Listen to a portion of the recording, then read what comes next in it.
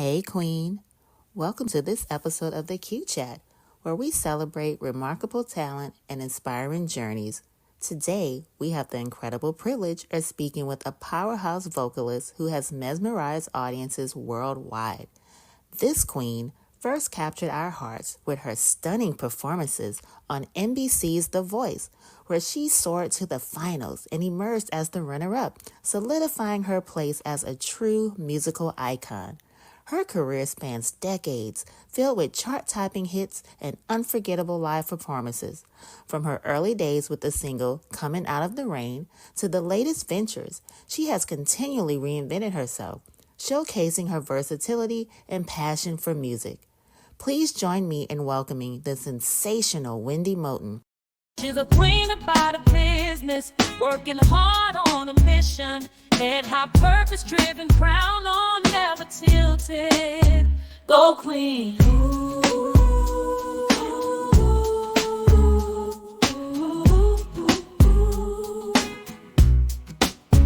Go Queen.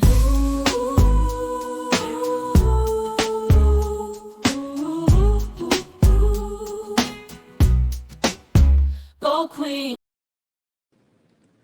So thank you guys for joining another episode of the Key Chat. Today, my very special guest is Miss Wendy Moten. And you guys may be familiar with Wendy. She was the runner-up on season 21 on NBC's The Voice.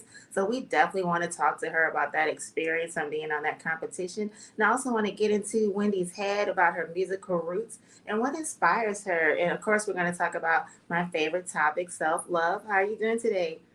I'm great. How are you? Thank you for inviting me to your show. You're welcome. Thank you so much for joining us and giving us your time. So I wanted to start off, of course, we'll talk about The Voice, but I always like to get to everyone's beginnings. So I know you were raised in Tennessee. So I just wanted to get some insight on your musical roots and your journey and what inspired you to join the whole musical industry. I know you have such a beautiful voice. Well, thank you so much. I'm from Memphis, Tennessee. And, growing up in Memphis, music was everywhere. There was no way of getting around it. My dad was a preacher, that whole story where we had to go to church 3 or 4 days a week. My friends used to say, do y'all do anything else? And it's like, no, we just go to church, go to school. And, but I had amazing family. I was blessed to have some beautiful parents and 5 siblings. And I was child number 5 out of 6. So, you always had your cheering squad, you had your support base there. And, because we were at church all the time, my parents knew where we were.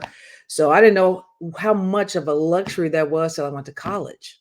And then I realized, people are not that close to their families. I mean, you realize real life happens outside of our little surroundings. And so music was always around. My daddy was a preacher. I had to sing songs, lead songs at 8 years old, and the choir was like non-negotiable. And I was always shy. So the last thing I wanted to do was be in front of an audience. And that's the last thing I wanted. But, I didn't really have a say in it. But I'm so glad because that foundation helped me be able to handle the music business. And the music business chose me because I was kicking and like, I'm gonna, even I had a scholarship to Berkeley and didn't take it because I was like, I'm not gonna be a musician. What are you talking about? I'm gonna be a lawyer. That's what I'm gonna be. Wow. Needless to say, that didn't happen. Did you receive any pushback from your family because you had a religious upbringing singing secular music? Absolutely. When I got in my first band at 21, still living at home with my parents, my father was like, my daughter is not going to be singing for the devil. And I was like, Dad, it's a restaurant. People bring their kids. He was like, I don't care. And my daughter's not going to be singing for the devil. It took 3 of my older sisters to advocate for me. And I remember it's the first time I ever, talked back to my dad. He would walk through the house quoting scriptures, and I would quote scriptures, to counteract that. And then I had my sisters who were there like, she's talented, just gonna help her.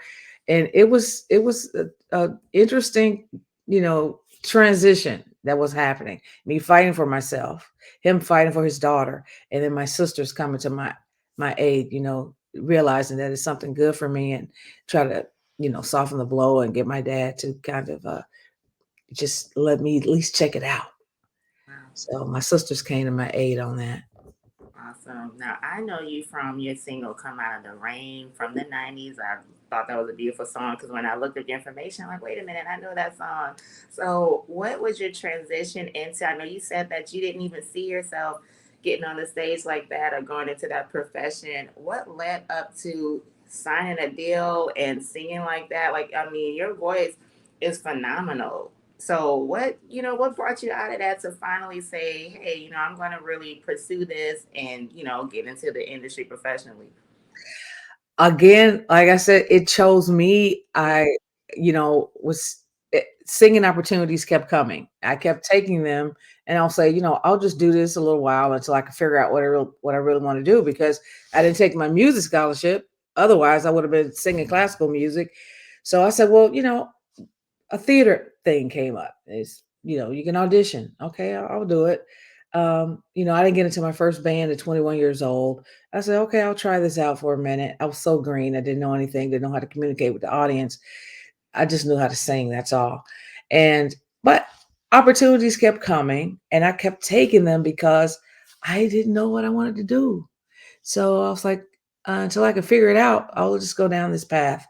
And of course, the idea was to do my ultimate best and continue to grow with each opportunity. And that's what I did up until a guy named Dick Williams was visiting Memphis from Detroit, who flew into Memphis to hear a band. He came to sign a band, get them signed to Warner Brothers. And he just happened to stop by the studio that day. And I was singing a jingle, a commercial for, regional commercial. And he was like, who's that girl? And he was like, Wendy Moten. I use her sometimes for jingles. And he was like, well, what does she sound like with a band? The guy was like, I don't know. I've never heard her. And um, he said, can you sit in with this guy? I'm only here for a couple of days. I said, sure. And at that time, Whitney Houston was huge. So I did Saving All My Love for You. Aretha Franklin had Freeway of Love out. And, I did like two Aretha songs and two Whitney songs, Greatest Love of All. And he was like, I can get you a record deal. Again, I'm thinking, whatever. Said, I'm not signing nothing. I'm not signing anything. I heard the stories. So he was like, no problem, no problem. Literally 3 months later, he was like, I found songs. I have songs written for you. Coming back to Memphis. I said, okay, I'm still not signing anything. And, and recorded the songs. And Coming Out of the Rain was one of those songs. And the song that was actually released, the version released, is my demo vocal because I couldn't beat it. So there's a little bit of distortion in there, but I couldn't beat the performance. So we kept the demo. And that just kind of started the whole thing. It chose me and I just kept going with it. I think it kept choosing you because your voice is so undeniable. Thank It couldn't help it. Like your voice is amazing. So and also it's probably because it's your purpose. So you can't, just like you said, you initially wanted to go to law school, but your purpose was to be a singer. So sometimes we'll have our own plans, but that purpose is going to follow us regardless. So I think that's just another testament to that. I definitely want to ask you some more questions about your musical roots, but I want to dive in to your experience on The Voice. I know you were the runner up, which to a lot of people, they said you definitely should have won that season. But I want to ask you some questions about what made you decide to audition for the show. I know it was around the time of COVID and everything, and that show is it's so beloved on television. What made you decide to audition for it? Well, my career, my first record deals were during the Whitney Houston, Mariah Carey era.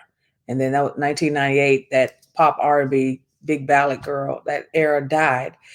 So I had to figure out a way to make a living and I wasn't sure what I wanted to do. So Julio Iglesias found me and made me his duet partner. And I had to sing in four languages, but I only speak one. And I said, well, I'll just stay here for a minute. I'll learn something. I'll learn how to be a better singer. And that ended up lasting 15 years. 15 years of traveling the world and that whole lifestyle, made crazy money, the private planes. I was like, I don't know what I want to do. So I might as well just stay here. And so ended up staying 15 years. And then country music world opened up the same background. Because it was like, if I'm going to be a background singer, then it needs to be on a certain level so I can get back out front again. I always knew I was going to get back out front, just didn't know how, And so Julio Iglesias gave me a great place to hide out, figure it out. Then Country World opened up, and I started touring with Tim McGraw and Faith Hill, and we were playing arenas. That ended up lasting 15 years. And I just started on all the award shows, and COVID hit. And then when COVID hit, I was like, okay, everybody is afraid. Everybody, especially in the music industry, because we don't know if people are going to want to be together anymore in a public place. But everybody was afraid of their careers. And I'm thinking, well, the stars are afraid. So for as far as I'm concerned, it's equal ground. So I need to jump back out there. What can I do? How am I going to fast track this? Oh, I need television. Okay, well, what kind of television can I stomach? Because I'm the generation where you don't talk about yourself. And this generation is about you share everything, even if you have to make it up. And I'm like, oh gosh, how am I going to find that delicate balance? What can I stomach? I can't stomach The Voice. At least it's a serious singing show. And all I got to do is just concentrate on the challenge of the week. If I do that, I could go far. I didn't know how far because I'm thinking there could be an age thing, there could be a race thing, a gender thing. I don't know what I'm up against. And it's a show and it's about casting and they want ratings. And I was not willing to do anything to stay on the show. So I had to look at the game from an aerial view and play chess with being on The Voice and being an older lady on The Voice, and and still be a nice person on top of it. That was the goal too. I don't want to alienate anybody or make them feel like, what is she doing here? Even though they feel like that in a way. But I'm like, do you know who I am? Have you ever heard of me? No. Okay, so I still got work to do. I still got a lot of work to do. So during COVID is when I decided to just send a video. I didn't tell nobody. I didn't even tell the man who had been in my life for the last 29 years. I didn't tell him because they were going to tell me, no, what are you doing? And I knew it was the only thing that I really had. And I'm so glad I made that choice. And when they wrote me back and it was like cattle, I just sent a video in. Nobody knew me. Nobody was expecting me. I just sent a video. And I said, I'm just going to see if this is the road I should take. Wow. And what was your experience like on the show? Like, of course, you went extremely far, and we do know just you were like such an inspiration because you went really far. And like you said, you were representing women of older generations too. So, with so many special things about you being a part of the show. And I think with music in general, I think there's a gap between the older generation and the current, younger people. Like, there's just certain things that they may not know about musical history, songs, things like that. So I think you were representing such a great group, people who, we OGs, we know songs from back in the day. We know the R&B ballad, stage that a lot of young people they're just not familiar with now because it doesn't really exist much. So you represented a really important group. So how was the experience, during the season? Of course, you went extremely far, runner up, and you also represented a lot with you just being so resilient. You had your injury, you still were resilient. So like so many things you represented. So how was that experience? Well, I went on there. I needed to know three things because I knew that, okay, now that I have a way to go to be in the front again, now that I have a way to do this, if I'm strategic about it, I'll get what I want out of it, which was not necessarily win, but have enough visibility so I can get back out there again. Because I had to fast track this thing and be in front of millions of people every night to fast track the last 25 years of not being out front. So I'm like, okay, I went out there for three reasons. Number one, I needed to know if I was still competitive, if it still mattered. And there's no better way to figure that out in front of millions of people under a microscope week after week. The second thing was I wanted to know that people still wanted to hear the type of songs I wanted to sing.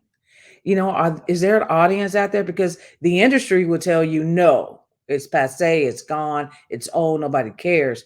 And I'm like, no, I need to know that beyond a reasonable doubt. And I connected with a lot of people. So I checked that off my box.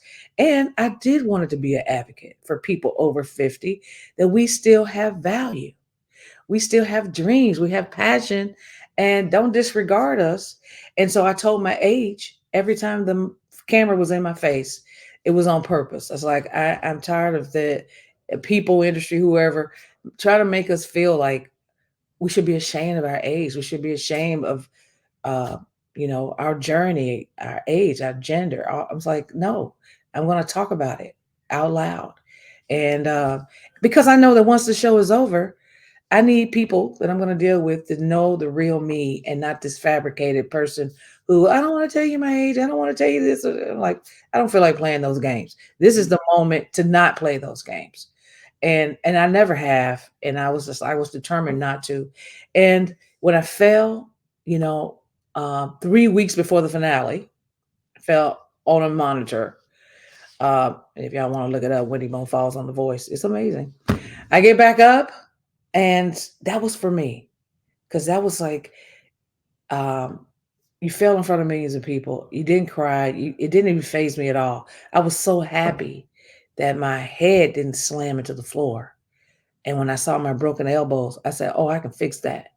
And I was relieved, and been that way ever since. And when instead, if I could fall in front of millions of people like that, and then be back on the set the next day with two broken arms, I realized my other arm was broken too, and just finish out the season with two broken arms. That's 6 shows. It didn't phase me, didn't cry. They flew my sister Mona out to take care of me because I couldn't do anything with my hands. And the fact that it didn't shake me up at all, I was like, oh, I can make my dreams happen in my late 50s. I sure can. And so I just been on that path, and getting on the show and getting rid of the noise of the people who say you can't. Like, I don't even hear them. I don't Mm. even hear it anymore. Yes. I love it. I love it. And oh my God. And that's so true. I think when you hit a particular age, you have so many naysayers telling you it's too late. I hate that. That is too late.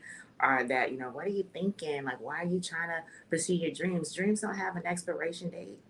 And it's just when people try to put you in a box, especially tie age to it, it's about talent. It's about drive. It's about what's in your heart to follow something. So, and what do you have to say for women who, 'cause like I'm pushing 50, I'm 47. I know there's women in their late 40s, 50s, 60s, and beyond. We spend so much time in the past, maybe not pursuing our dreams, or some that's still pursuing their dreams. What do you have to say to just inspire women, like you said? And I know you have that single too, Don't Give Up, which I want to talk about as well, because this is what this is all about. Like, you're a representation of that. Like, don't give up. You don't have a reason to give up. So, but I know that a lot of people, they really get intimidated by their age. They'll get intimidated by it. They'll think it's too late, but they'll also have naysayers. And like you said, like, you didn't listen to any of the noise. So, what inspiration, what motivational words do you have for someone who they listen to the noise too much? They're letting things get in their head, and they're thinking that they're too old. So, what do you have to say for people that think they're too old? I have to say that, listen, no one really cares other than your significant other who hopefully supports you in your dreams. And sometimes they even get jealous. So you just have to, it's crucial to just, if it's something in your heart that you want to do, okay, go for it. Even if you fail, you won't know. So I, encourage people to take the risk.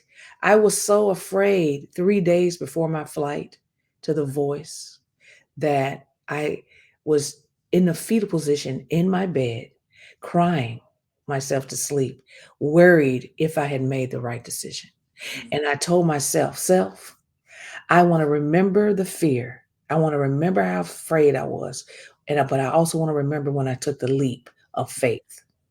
And when I took that leap, I was so afraid that my sister in Memphis, which is a 3-hour drive from Nashville, called me the next morning and said, "What is going on? I felt you all night."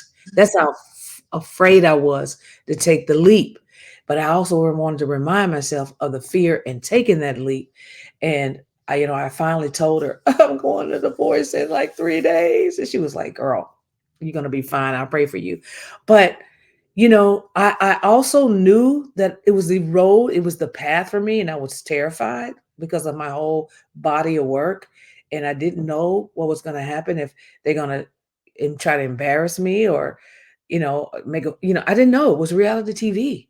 But I knew that I had to stay ahead of the game and make sure that I knew what I was going to be saying at times and make sure, I was kind of leading that leading the game, to be more strategic with the game. But the idea is that forget the noise if you can. It's always going to be scary and you're going to be alone and you have to just do it anyway. And if you fall, you fall. But when you try, it does something for you. It does something for you. So do it. That is something else, and it's needed, because again, like we live in a world that sometimes if you're an older age, it may seem like younger generations have kind of taken over, especially in the music industry. Because when you turn on the radio, like I said, I instantly remember that single "Come Out of the Rain," but on the radio now, I just had this conversation with Amanda Cole this past weekend. How sometimes the current music, not taken away from anybody new, but it kind of sounds generic, formulaic, like the same aesthetic with a lot of the music. So it kind of just makes things a little different for people, older generations. We just like a particular sound. And again, like you mentioned, the balladeer, that particular period. R&B music was heavy, the solo, the ballads, the bridges. We don't get a lot of that right now. So it is refreshing when people stick to that.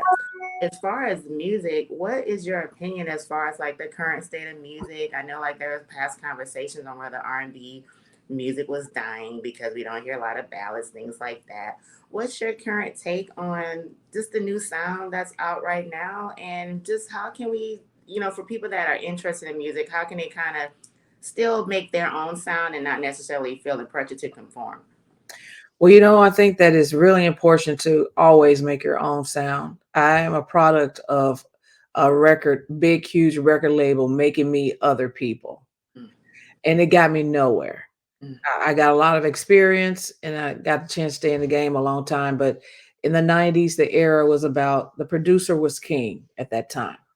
And so they didn't spend a lot of time on artist development, not for singers. And at the time, they were like, hey, you sound like Whitney Houston. You sound like Whitney Houston. Oh, you can get a record deal. And I did that. Um, they made me Barbara Streisand on another record and anybody but myself. So um, that was the 90s. My goal is to remind people of classic, great melody, bridges, songs, and build a bridge between all the different eras because music is going to continue to evolve, it's going to continue to change, or clarinet will still be king like it used to be. So, I my goal in my lane is I want to go and find those 50, 60, 70, 80-year-old people. I want to because they like the stuff that I like. I don't have a problem with the current music. Some of it I understand. A lot of it I respect. It's just not my music. And it'll always be that way. When we grew up, people didn't like what we like, the older people. They just didn't, it was just too much noise. It's too loud. So that's gonna always uh, continue to evolve music. But finding my niche is, I finally found what it is. And I want to continue to be a bridge between all the genres if possible. And I consider myself like a little Linda Ronstadt type anyway, because I'll go from soul to traditional country in my shows and everything beyond. mm-hmm. So I'm always going to be a bridge builder. So I love where the music is going. It's not my language, but I can appreciate a lot of it. Shoot, I even got I'm getting used to Glorilla almost. They done made it so normal. They made her so normal Yeah. that it's like, okay, now I hear her, I'm like, oh yeah, I like that. That's right. She from Memphis. Yep. Yeah. Now I know you mentioned the whole country sound. I know you, like you mentioned, you work with Tim McGraw, also Faith Hill, Michael Bolton. You mentioned Julio Iglesias, Vince Gill, Martina McBride. And I know, like when Beyonce came out with Cowboy Carter, everyone was in such an uproar as if Black people don't sing country music, forgetting okay, Charlie Pride, so many other people prior to her. It's just crazy how like no one just realized the history. Like she's not the first person, obviously, to of color to sing country music. So I just thought that was crazy. But what would you like? You just mentioned, you know, your music and everything. So your upcoming music, would you think you'd be leaning completely towards country, or like you said, it'll be like a mix of everything? What do you think about just people who don't know those country musical roots of people of color? Well, I think that the word is out now, and some people who care want to research it, and others who want to go into denial, they'll always be in denial. And, I've had to enlighten some people in country music that, hey, it was a black man that created and built the banjo. Yeah. As you know, I don't know how more country you can get with the banjo. A Yeah. black man invented that, and a black man taught Hank Williams how to play guitar. Hank Williams is like one of the biggest icons in country music. So people want to act like we were never around, but it's always been our music. Always. That's just how it is. And I'm like, with Beyonce, what she did, because I consider myself like cross genres. I'm like Lionel Richie. I'm the cousin that visits country because I still want to sing so many other things. Uh, but for the people who are country artists, what she did for them was got rid of the rhetoric, got rid of the excuses of it not happening, not working. Oh, you're not going to be accepted. She didn't, she just did it. She just did it, which took all of the stereotypes, all of the reasons why they can't sign black acts to major labels here in Nashville. It kind of, she debunked a lot of that. And so now they have to figure out what they're going to, now what is the new excuse going to be? Because the fact that it don't won't work, that's not a reality anymore. It does work. It can work because it's just music. That's all. It's just music. I've been on panels and about her and about Charlie Pride, and I said, back in the day, they didn't want Charlie Pride, and and what he ended up doing was enhancing their lives. He became a part of their tradition, and they realized having a black man sing country music because that's just who he is. It didn't hurt them at all, not one iota. So I'm glad for the people who want to be country artists having a door that they can now go through. It's still uphill journey like anything. I'm thankful that I'm able to cross in and out. I perform at the Opry, the Grand Ole Opry, often probably 33 times since 2019, and I don't have management, agent, or label. And I go there and I sing my traditional country music. I'm thinking, what the ancestors would be like, what? The country ancestors, what is she doing here? And why is she here all the time? So, but it's like if my presence helped create some normalcy there for the person who really wants to do that, okay, use me. Yes, awesome, awesome. But I definitely think that at least she's opened some doors for people to just be more accepting. I know she's went through battles even to get to this point, so hopefully things will change. So, like you said, at the end of the day, it's just music. So I don't think it's that deep, but like you said, it's just music. But I want to ask you too, like you're such an inspiration. I just love what you represent. Our platform talks about self-love and how important it is. It gives self-love gives us that inspiration to get all that noise out of our head, to work through fear, to follow our dreams no matter what our age or what the naysayers are telling us, or that imposter syndrome. So I want to ask you, how do you define self-love and what role has it played in your life? Self love. As a little girl, I was child number 5, and I had the support of a loving family, so that helps a lot. And all I've ever known was rehearsal. That's all I've ever known, in loving my family and them being my foundation, my real foundation. Everything else in my mind is fake or has flaws, but as long as my foundation, my family, I can come back to them, then I can go out in the world and try all these things, but understand what reality is. Um, I would, just wanted to and it's hard sharing this story because a lot of people don't have great families. A lot of people are alone. And I stress to them that I listen to myself, I'm honest with myself, and I deal with the reality every day. No matter if it's something that it's not what I really want, but if it's the reality, I'm going to go with that because that's going to protect you. So dealing with the reality every day has saved a lot of heartache, pain, suffering. Um, I'm not that open to listening to that first. I'm no, I am open to listening to that first verse. I was taught for first voice. That first voice is the answer. Mm. Even though we try to compromise, anything after that we're compromising. But if you listen to the first voice, that'll save you. So I was always about not suffering. If I can handle it, if I have choice, I'm not going to suffer. I'm going to deal with the reality. I'm going to listen to the first voice, and I'm going to trust my instinct the best that I can. You know, and deal with reality. Really, I've always been that way as a little girl, and it's just saved me a lot of suffering.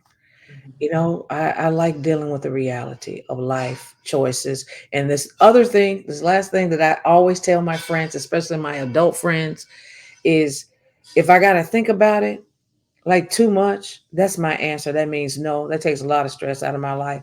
If I'm trying to figure out a way for this square peg to fit in this triangle, no, that's my answer. If I got to think, because the things that we know that we know that we know, we just know. We say yes immediately because we know. And everything lines up, your spirit, your mind, everything. You're just like, yeah, I'm doing that. I want to do it. If that other thing is not like their relationships, business deals, okay, that's my answer. And ever since I've taken on that, I don't waste a lot of time. I don't have a lot of anxiety. I don't try to question myself. Am I sure? No, I am very sure.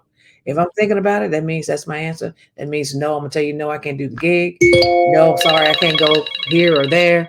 And so just listening to ourselves, the answers are there. And and just paying attention to that. And even though it's scary and it may not be what you want, but it's really what you need. Mm, wow, that's something else. It may not be what you want, but it's really what you need. That's definitely a mantra to go by. So, what's next on the plate for you? What should we be looking out for? Just tell us everything that's coming up next for you. All I've ever known is work, work, work. So I'm working on some new music. And like I said, I like to sing in a couple of different genres. It took me a long time to get to who I am because the industry, you have to choose a lane. So it's like I went on The Voice to make sure I don't have to choose a lane, or I could just choose my lane and people will like what I have to offer. So I'm going on that path. Maybe that's parallel to the real music business, but I've been busy ever since I went on there to get work, to stay in the game as Wendy Moten. And so that's what's been happening from all that visibility. Took a risk and it worked out. And so this new music coming out, I'm always a guest on somebody's project, on movie soundtrack or something. And it's cross genres. I've done duets with John Oates from the Hall and Oates, from Vince Gill, the Barcades. We covered Tennessee Whiskey. That came out last year. Um, my own record I released As Yes last year because I was a guest on Kirk Whalem's record, who he recorded All I Do, in the 90s, Stevie Wonder song. And there's a female singing it, and that's me, way before The Voice. And I'm on so many different projects, from country to blues to jazz to, so I'm always working, and I love gigging. I'm very unconventional, but on my social media that shows where I am, what I'm doing, and the goal is just to do it until I can't no more. Yes. Love it. I love it. Thank you so much for this amazing conversation. It has been a pleasure to meet you and speak with you. Again, like I said, I know that your whole journey is so inspirational. Tell everybody how they can find you on social media so they can learn, so they can stay updated with you. Please follow me. Please, you got to ask for these things. I need you to follow me. I need you to reach out to me. Right now, I deal with my own social media, so I'll answer you back. It's Wendy Moten on all handles. Instagram is Wendy Moten. Twitter is Wendy Moten. And you can reach me there. You can follow me there. And please reach out. And thank you for having me today. Thank you so much for your time. I really appreciate it, guys. Make sure you follow Wendy on all those avenues and stay updated. Like I said, she has a beautiful voice, and I know you guys remember her from The Voice, so make sure you follow her to stay motivated too. And one thing that I hope you guys take away from this conversation is it's never too late, and you don't have to conform as well. Because I know when we get older, I'm one of those people. You get to a particular age, you may think that you have to follow certain trends. Trends are great, but you can also create your own lane and have that confidence. There's nothing wrong with creating your own lane. So make sure you grow that confidence and stick with it. So thank you guys again for joining the Q Chat. Make sure you stay safe and remember to go love yourself. She's a queen about a business, working hard on a mission.